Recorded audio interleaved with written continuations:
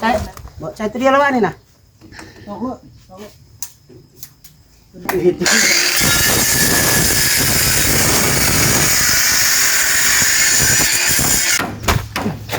นี่แหละขาดก็ใส่เนาะตรงแต่ง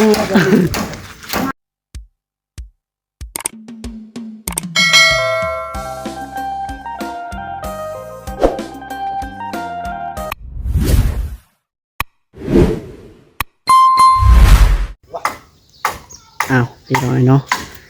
ปาโตมาตอนนี้พี่น้องเอ้ยทางอาแปะกะอยู่ทึ่งหลังคาคือเก่าพี่น้องเนาะทางเบาทรงเนาะเอาจังไรก็ได้ทักทายสบายดีแม่เอฟซีเบิดสุขูสู่คนพี่น้องพบพอกับทางน้องหลาอีกคือเก่าคือเดิมเนาะเพิ่มเติมก็คือเนาะ เฮ็ดเวียกเฮ็ดงานคือเก่าพี่น้องเนาะอยู่ที่บ้านนักเก่งเนาะเมืองอุดมพรแขวงสวรรณเขตเฮาพี่น้องเนาะทาง10เนาะนี่แหละเรียกทีทางน้องหลาครับตอนนี้ก็อยู่นี่แหละพี่น้องเนาะเฮ็ดแต่ละมือทายแต่ละมือเนาะอยู่บนเก่านี่แหละพี่น้องเพราะว่าทางผู้หลักผู้ใหญ่เพิ่นได้มอบหมายให้แล้วก็ต้องเฮ็ดให้มันสิ้นสุดแล้วก็สำเร็จนะพี่น้องเนาะเอาจังไดก็ได้มาเบิ่งบรรยากาศนำกันพี่น้องระวังด้วยสั่งแปะเด้อสายากับไม่ห่างลูก8พี่น้องเนาะสายาแปะได้ไม่ห่าง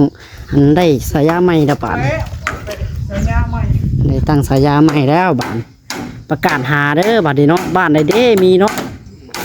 บ้านอะไรมีอะไรมีนะบอกกับแปะแน่คอมเมนต์มาบอกแน่พี่น้องเลยสิไปหาถึงทันทีเลยนี่แปะมักแปะปะไม่ห่างลูก8เพิ่นว่าตัวกันไฟยังบ่มีกับผ้าเพชรพอแห้งอยู่เนาะเดี๋ยวสบายดีทั้งคอสบายดีไม่แข็งบ่ประสงค์เจาะได้บ่ได้แต่2 เล่มนะนะไม่เปื่อยป่ะจังหวะได้ย่านอยู่ขาวๆตัวสั่งแปะผู้พี่น้องเลย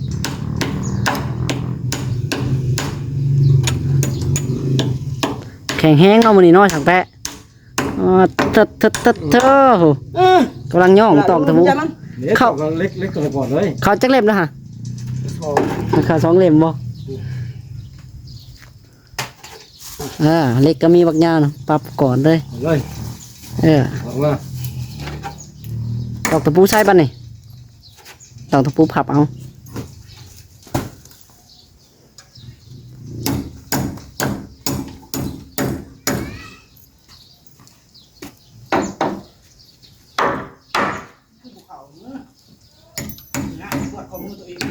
เนาะเกือบถือกล้องเลยพี่น้องแต่ไปเห็ดแล้วตะปูก็ถือตาตะกล้องแล้วเมื่อกี้นี่ปิ้วแหว่งหล่นสลับเอาแห้งพี่น้องโอ้ยเลยสั่งแป้เครียดอ่ะ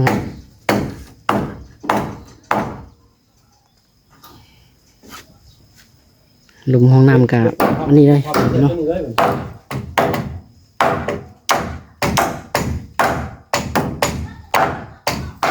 ยัง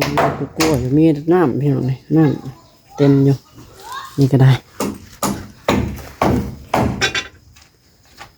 ทางตารองกำลังเห็ดกินอยู่พี่น้องเลยน้องดาซื้อตัวไก่มาให้เป็นอยู่ให้กินพี่น้องเนาะซื้อไก่ตามตลาดนัดโอเคเอาตะแปะ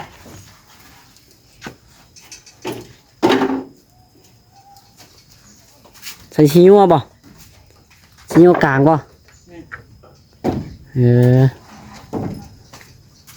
กลางเลยก็ว่างข่าวได้ตรงบ้านว่างข่าวเลยก็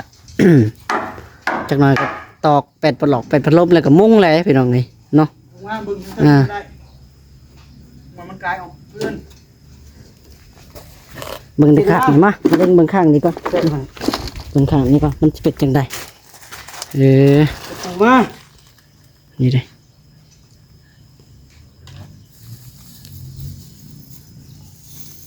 โตคือสิเด็ดจ้าๆแล้วเนาะแปะเบิ่งพี่น้องตะเวนโอ้ เลยกินที่อยากกอดเลยเนาะ เด็ดเปรี้ยงๆเลย รู้เลยเนาะกอดเลยเนาะใช่บ่ใช่ตัวเดียวแล้วว่านี่น่ะตอกเลยตอกเลยขึ้นสั่นเลย ตอกเลยแปะตอกเลย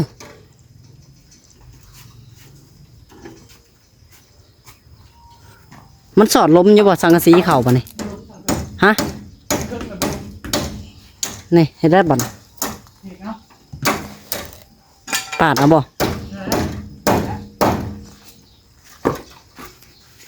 ยิงตามสร้างพี่น้องเนาะเห็นอะไรก็ได้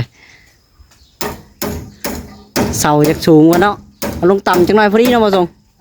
สูงยังจากสูงหรือว่าพอดีว่าสำนี่จากสูงแหละมันบ่อยากวิดสังกะสีเด้มันบ่วิดสังกะสีเอาลงนิดนึงสิครับเพราะว่าเฮ็ดตามสร้างเลยจ้ะสร้างมาได้ก็ไล่พี่น้องแต่มันสิงามแม่งก็เฮ็ดเลยจ้ะ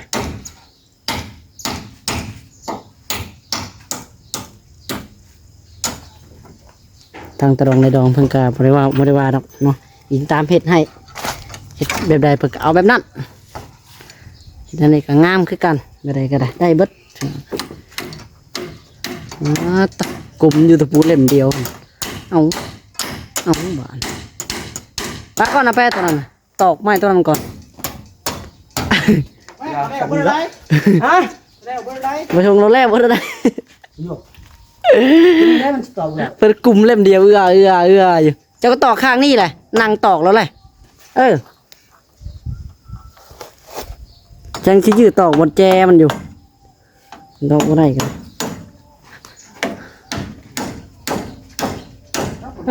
จังซี่แหละเจ๊ออกมานอกเลยอย่ามัน ไปอีกเนาะ ใส่อีกเล่มหนึ่งบ่ให้มันเจ้ยไหมมันเจ้ยมันเจียวข้างนอกมันบ่อยากแน่น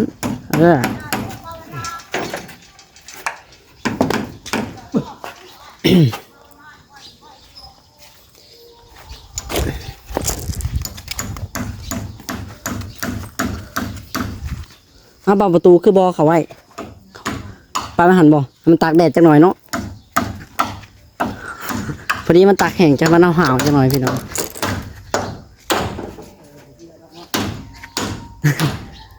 แล้วจิกไก่พวกตอกยากว่ะ ตัวไหนฮะ นี่ได้ไปบาท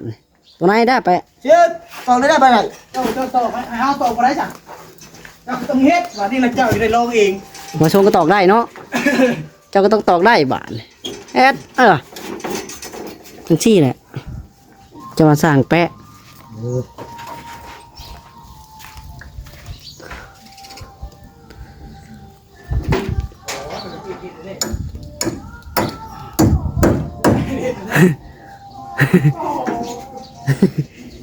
อ๋อตัวก็แห้งเนาะไปเนาะห่อนก็ห่อนตอกยากก็ตอกยากบาทไม่ได้ดอกไปได้บ่ไม่มันไม่แข็งนะตัวนี้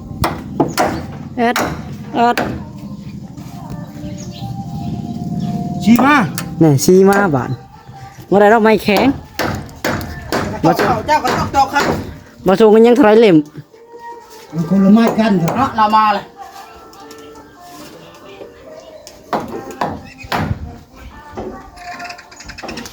ไม่ห่างแปะลูกไป โอ้มาจิตจะเอาไม่ห่างมาหาแป้บ่ โดย ต่อ ได้แล้วบ่เพิ่นจะได้เพิ่นมาถ่ายรูปไว้จ้ะแม่น ความฝันเพิ่นคือไม่ห่างลูกแปดได้ความฝันนะแปะที่ไปเห็นงานมานำตลอดนี่ตามหาไม่ห่างลูกแปดที่บ่แปะ แม่น ปอดโต อยากเบิ่งว่าแต่ละบ้านมันมีบ่ ความฝันเพิ่นพี่น้องไม่ธรรมดาเด้อแปะ เอาแบบบ่ต้องลงทุนนะกินเองโลด ความฝันนะแปะบ่เวียงเอ้ยเพิ่นมีความฝันอยู่เด้อไดไปงานแต่ละบ้านนี่ตามหาไม่ห่างลูกแปด แจ็คสีหาแน่ไหนเนาะ จังว่า บ่เคยพ่ออัน กัน นี้ มาถึงข้านกับมือเฮ็ดไปเลยมาเลย คำว่าคนขี้ข้านเขาเฮ็ดแล้วเนาะ นี่แหละเอาลูกหาไม่หันไม่หันลูกโอ้ บ้านมันด้าน30หรือว่า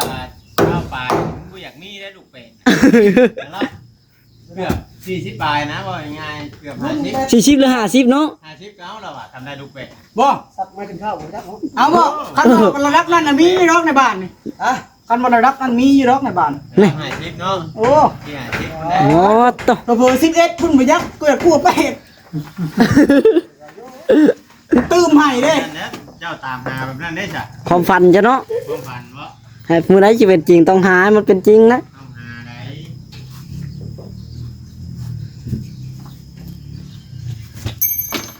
6 ตัว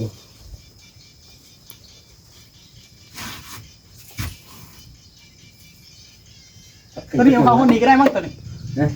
เอาตะพุ่นขึ้นมาเนาะ บ่ได้พอเฮ็ดได้เวลาสิสอดสังกะสีเขาได้เพื่อขาวเพื่อหยัง ตัดแล้วไปสอบได้เนาะ ขาว ผ่าบ่ ขาวทั้ง4 เออ ไอ้มัน แล้วแต่สร้างเนาะสร้างไปได้ก็ได้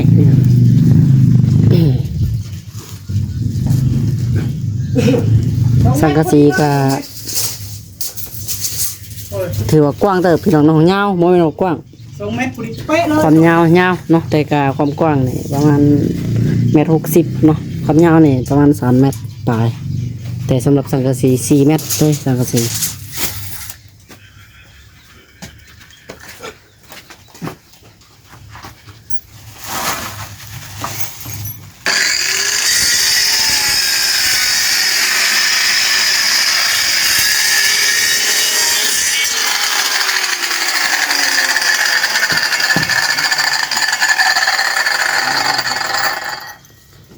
เลย ดึงบุญลงเนาะ4 เมตร กูได้เอานั่นเลย3 เมตร3 เมตร80หรือ3 เมตร90เนี่ย ฮ้อนบ่แปะ จะขึ้นลง ฮ้อนนั่นเนาะ ทั้ง4หยด ก็ได้ให้สะๆพี่น้องแปะก็ได้ ซ้ำอัพน้ โคตรโพโคตรฮ้อนเลยสำคนอาบน้ำดึงมาเลยอันนั้นไม่เสร็จตรง โอ้ขาดกระดิ่งเนี่ย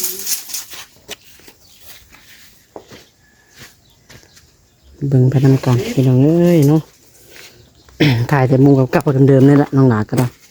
เบิ่งบรรยากาศให้เวียกเฮ็ดงานพี่น้องแต่ละขั้นตอนเนาะเดี๋ยวเบิ่งไปเรื่อยๆตอนนี้ใส่ชีดอกชีโยนเรียบร้อยแล้วไม่แต่ตอกขาวเนาะตอกขาวแล้วก็โอ้ยสิมีหยังพี่น้องไปเดี๋ยวก็มุ้งแล้วเนาะใส่ไปปะออกพัดลมแล้วก็มุ้งได้ไปพัดลมในการนี่แหละพี่น้องไม่แป้นนี่แหละเนาะซอยเอาเลยเป็นซอยเอาเลยสีหนาใส่เบิด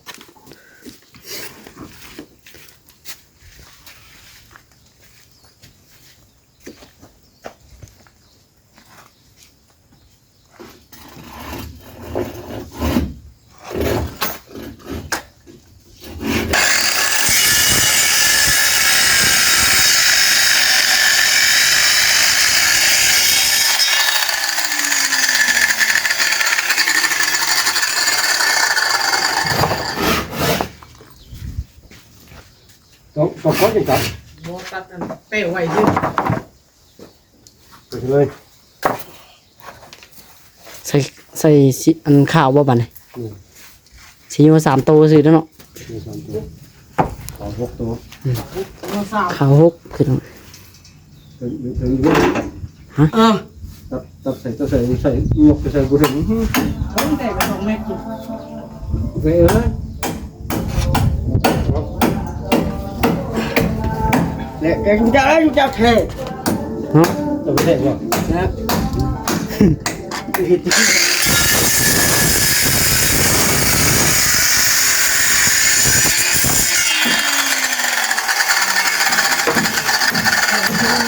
บู่ไปเลยนะ เอาไปขึ้นเลย ไม่ก็สบู่ตัวนี้ เนาะไป ต่อมัดมา6 ตัว ตัดเบอร์ช้อนแล้วบ่ตัดแล้วบ่แล้วเนาะไม่ได้ยืนขึ้นตอกบัดนี้เนาะตอกแล้วก็แล้วนะให้น้อง บ่เดี๋ยวน้องหลานจะได้ลงบ้านได้เนาะแป๊บเดียวได้เลย พอดีเมื่อปล่อยแม่เลยโอ้ยพอลืมตะปูลืมน็อตพี่น้องเนาะน็อตอันสวักสวรรค์มาเบิดแล้วบ่ยิงอันละ2ละ4ลืมแต่น็อตโอ้ยเนาะแสดงบ่ มาที่เอามานะ งัดนี่เด้ งานนี้ต่อเลย ได้แล้วสำนักก็ได้มีจะแปลงให้มันลงสำคัญซื่อ มาตะเป๊ะ ๆยืนไปยืน ข้าวเราได้เปล่า ไล่กันเลย6ตัวนี่ให้ได้ใส่เบิด6ตัว หาร3บ่ได้หาร6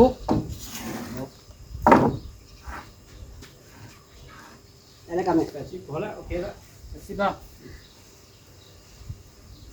ล่อง80บ่ ลง80พอดีงามแล้ว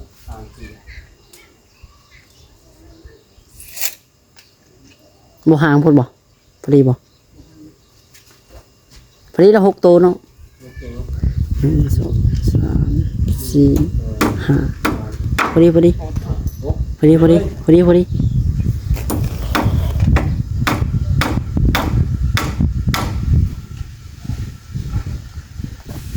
เสียงตะก้องก็จนอยากเป็นเพี้ยนนะพี่น้องเจ็บคอ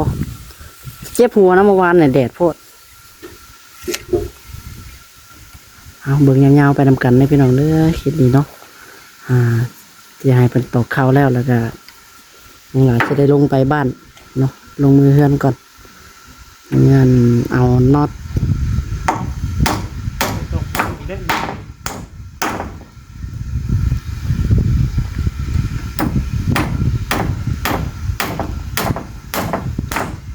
มาตะเป๊ะออกเลยไปเลยโอ้ยตื่นเลยบอกเขาได้ดิจะมีผู้ประสบการณ์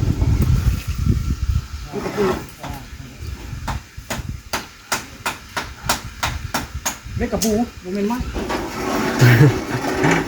เล็กตะปูแปะเล็กตะปู นี่คือมาตาป่าบ่อนใครที่บอกของเราตายของตาเกี่ยวกับนี้ เวลาฝนตกนี่ฝนบริษัทเขาแล้วละว่าบาทนี่ จักเข้ากัน บ่จักเนาะถามผู้อยู่พุ่นเลยเนาะ น้ำลองเบิ่งต้องถามผู้อยู่แล้วป่ะ ว่ายันว่าเวลาฝนตกมันยังมีซึมมีหัวอยู่ คือสีไข่กว่าผากระจาดตะกี้แต่ว่าเนาะไข่แล้ว กำลังตีเลยแล้วนี่ บ่ว่าไข่ได้เนาะผู้ชมเนาะ เอ้ยงามอยู่แล้วบ่ โอ้ มาเลย ใบประตูตัวนี้จักแปลกกว่าหมู่เนาะ หมอทั้งเพียงมาเลย น้าผู้ชมหน้าใบประตูตัวนี้นะ2ใบนี่นะ เห็นบ่ ผลึกเนาะแรงมาสร้างนี่ บ่ธรรมดาอยู่ได้พี่น้องเนาะโอ้โห เฮ้ยพ่อเจ้าเห็นว่าบานประตูตัวนี้เห็นแล้วว่าให้ตามมูแล้วว่ะ ฮะ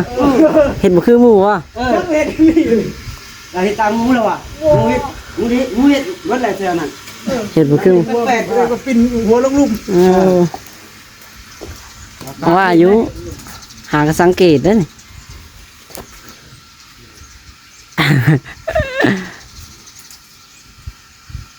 ผลึกปลีเพิ่นใส่เองเพิ่นไหม บ่ อย่าดอกตีไฟบ่ได้ อย่าดอก คันเขาเฮ็ดยังว่าจิตตีออก อันแล้วก็แล้วเนาะฝนบ่เข้าแล้วก็ยา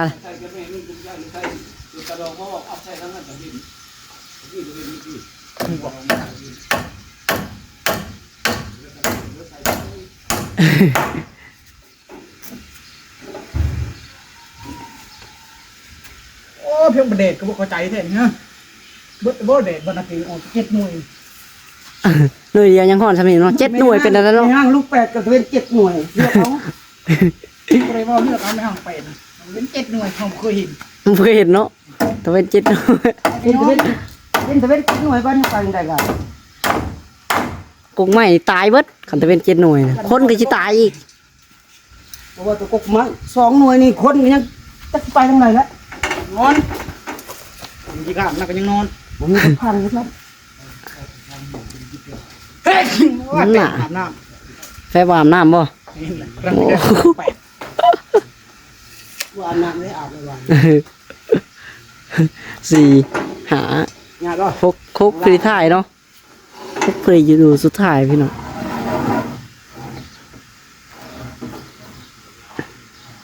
ปั๊บหมัก10รู้แล้วดิเนาะ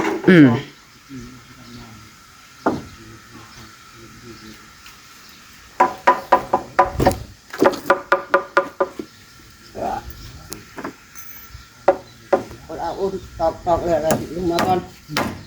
โอ้ อุดเอามุงเล็บก่อนลงไปเองเลยหน่อยสุดเลย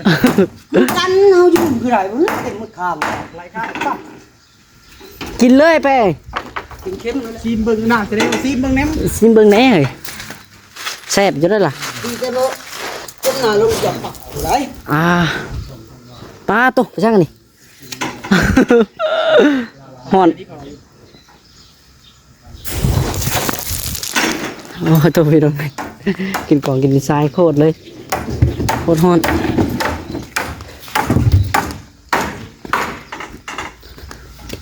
สรรหาขึ้นกันหนากันนะ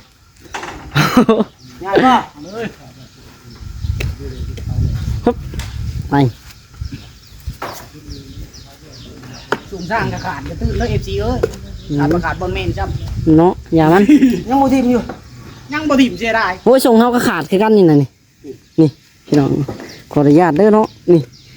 ให้เบิ่งขาบาดส่งขาดนี่นะ คิดว่าทิมบ้านสิเลยนะ ให้สิมกองฮักของห่วงว่าน้องประสงค์ส่งหมักว่า นี่แหละ ขาดก็ใส่เนาะ ตรงแต่งแล้วก็มาชื่อในตลาดบ่มีเลยมันจะมีลีแล้ว